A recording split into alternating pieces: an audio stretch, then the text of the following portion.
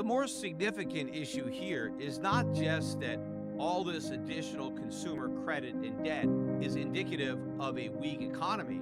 It's also indicative that the Fed is losing its battle against inflation because the Fed has to rein in credit. The Fed has to raise interest rates in order to restrict credit. That's the purpose of these rate hikes. Again, what the Fed needs to do is discourage people from spending and encourage people to save. That's the purpose of these rising interest rates. But that's not happening. The Fed is raising interest rates, but consumers don't care. They're just borrowing more money and spending more money. So this credit supply is expanding, and that's going to continue to put upward pressure on prices. The Fed is making no real headway in its battle against inflation. All that we've seen is a temporary correction in commodity prices, a downturn in house prices, but beneath the surface, the inflationary forces are as strong as ever. In fact, they're getting stronger. And so all these people who are expecting a meaningful reduction in the inflation rate in 2023 aren't going to get what they expect. After a brief downturn in the official numbers, we're going to see a surge as consumers continue to spend borrowed money, but more importantly, as the dollar tanks, putting huge upward pressure not only on commodities, causing a reversal and a run to new highs, but on the record level of imports, because everything America buys, and of course most of the stuff, the merchandise that we buy is made abroad, all that stuff is going to get a lot more expensive as the dollar falls. And the other reason, of course, that people think that inflation may come down in 2023 is they think the unemployment rate will go up, and they expect a rise in unemployment to bring down inflation. In fact, many people still think that's the Fed's goal, that the Fed's plan is to fight inflation by fighting employment, by causing an increase in unemployment, by causing a slowdown at the rate at which wages are rising. People think that rising wages cause inflation, and so the Fed needs to slow down wage growth with its rate hikes. But rising wages don't cause inflation. In fact, looking at wages going up and concluding that's the reason for inflation is like somebody who's sick and they have a fever, and so they take their temperature with a thermometer, and then the thermometer says 102, and they blame their fever on the thermometer. Well, it's not the thermometer's fault. It's just reflecting your temperature. Well, that's the same thing with wages. Rising wages aren't causing inflation. Inflation is causing wages to rise. So the wages are simply taking the economy's temperature when it comes to inflation. Now, you can't fight inflation by trying to stop wages from going up. That would be like trying to fight your fever by smashing your thermometer, or maybe lowering the reading by putting the thermometer in a cup of ice water. That's not going to work. If you ignore the underlying illness and just try to cover up the symptoms or deny they're there, then you're going to get sicker. The same thing is going to happen with inflation.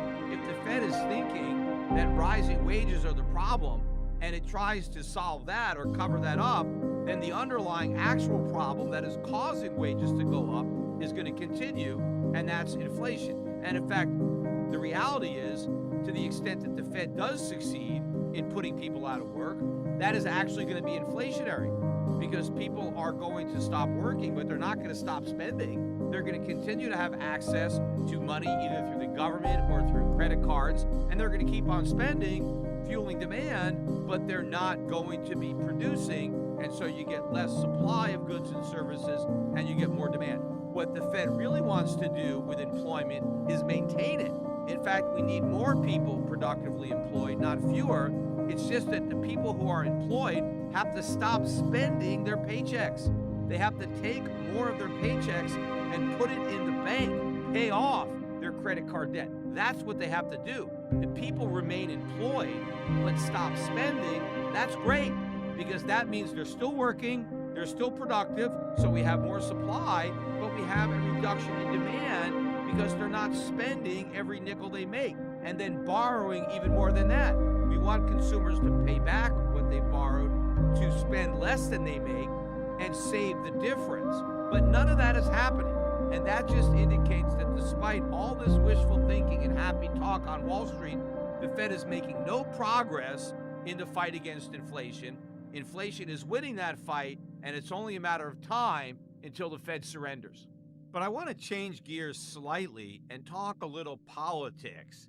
The 15th time was the charm for Kevin McCarthy to become the Speaker of the House of Representatives, the third highest office in the land, because the Speaker of the House is 2 heartbeats away from the presidency of the United States. And it was a big drama because there was a group of conservative Republican holdouts that didn't want to immediately vote for the confirmation of Kevin McCarthy. So it took 15 votes to put him over the top. Of course, the Democrats were unified every time. They all voted for the same candidate. In fact, I forget who that candidate was, but it was irrelevant because the Democrats knew that who they were voting for was going to lose. So it didn't matter.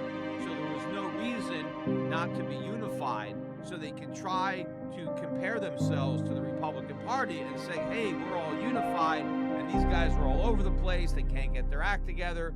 Look how much division there is within the Republican Party, and we don't have that kind of division. We've all come together, and we've unified around the same candidate. Yes, it's easy to unify around a candidate that everybody knows is going to lose because it doesn't matter. What the Democrats were more concerned about was making a point and in trying to make the Republicans look bad because they couldn't unify around a candidate who was going to win the way they could unify around a candidate who was guaranteed to lose. But a lot of people in the Republican Party were probably upset that the party looked bad, and they had hoped that all of these Republicans would just fall into line. After all, McCarthy had almost all the votes, and it was only a small fraction of the Republicans that wanted somebody else. And I don't know to what extent they really wanted somebody else, although if they had a choice in the matter, they probably would have gone with somebody else, but they didn't have the votes. But what they tried to do was leverage their political power to try to get some concessions from McCarthy, and ultimately they won. They got the concessions that they wanted, and so I think it is a win for the Republican Party, although it may be a victory in name only because it remains to be seen whether anything is actually going to be accomplished.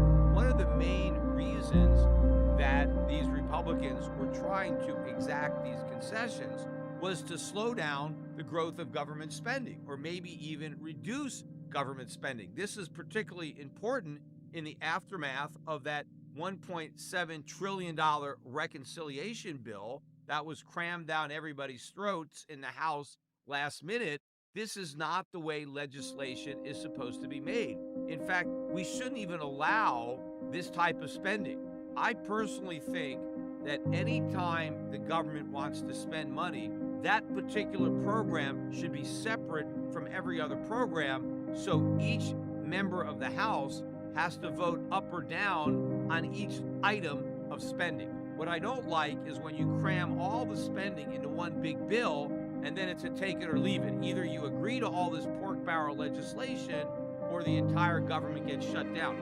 And what happens is every member of Congress who has its own favorite piece of pork, they just throw it all in there.